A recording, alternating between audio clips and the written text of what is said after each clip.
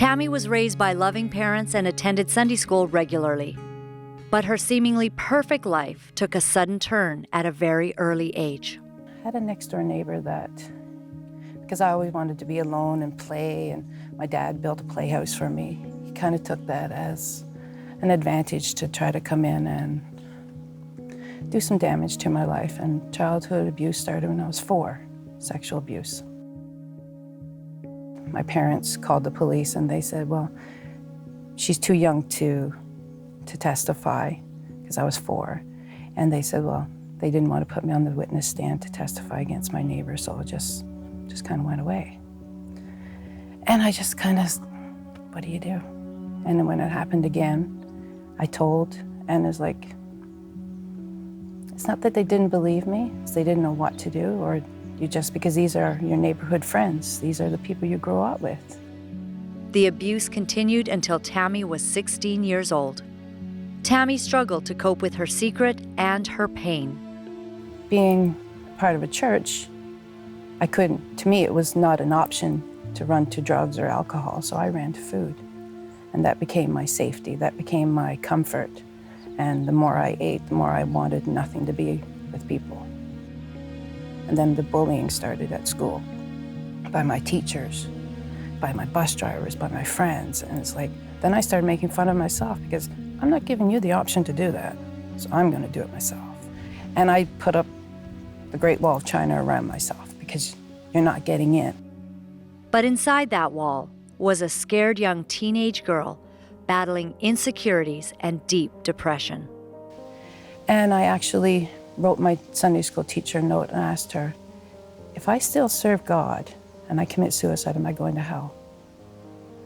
And I kind of did it in a way so she wouldn't know who it was, but still I wanted an answer.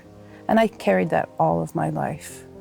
I was afraid to live and afraid to die, because I couldn't take this pain anymore. In an effort to escape her own private hell, Tammy ran away. But her depression went with her and tormented her every step. All this shame and garbage was still in my life, and I didn't know where to get it, how to get rid of it. And suicide was always a part of my life. It was always a part of my thoughts. It's like, how can I do this without hurting somebody? How can I do it without hurting the ones I love? And how do you leave those that you love? But how do you live in this pain?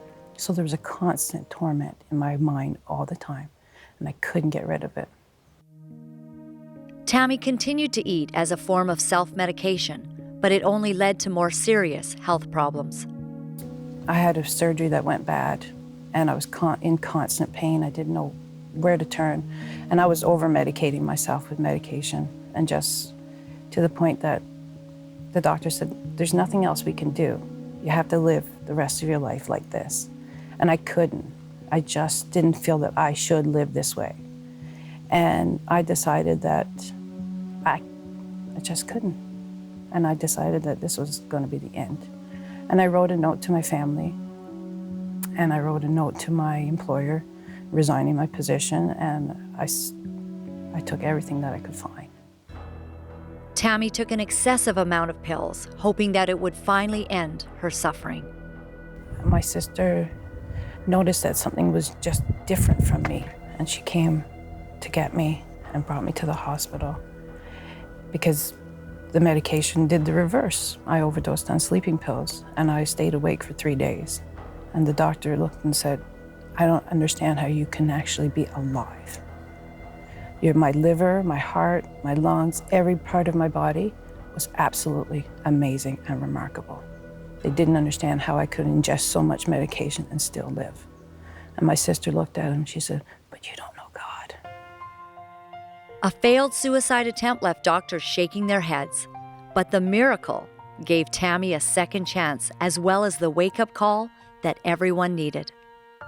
My parents flew in the next week, and it's like, we're dealing with this as a family. We're going to get through this. And I actually went back and shared with my mom some of the stuff that I had kept hidden all these years, and told her about all the abuse. And, you know, it was such a healing time for us, because God moved in and was like, this is what family's got to do. And this is what we did. We went through it as a family.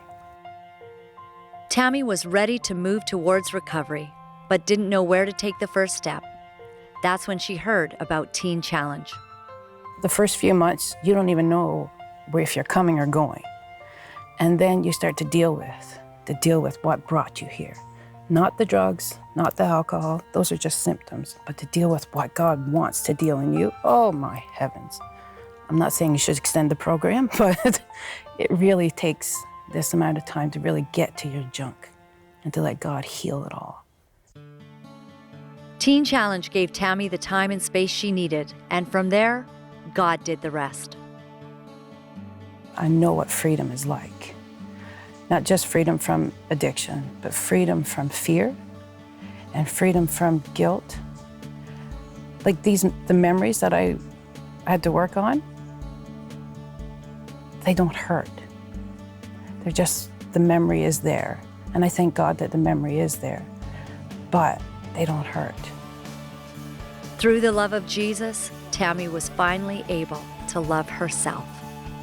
Regardless of the size that I am, regardless of what people may say, I actually love myself for who I am and for who God is inside of me and what He's doing. There is life after abuse because God exists. But when you put God at the end of it, you get through it.